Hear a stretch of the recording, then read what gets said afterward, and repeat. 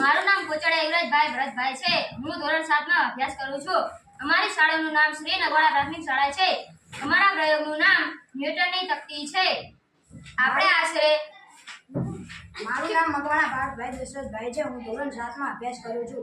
મારું નામ મકવાણા ગણેશભાઈ બેજાભાઈ છે। હું ધોરણ 7 માં અભ્યાસ કરું છું। મારું નામ તન્ના યશભાઈ પરેશભાઈ છે। હું ધોરણ 7 માં અભ્યાસ કરું છું।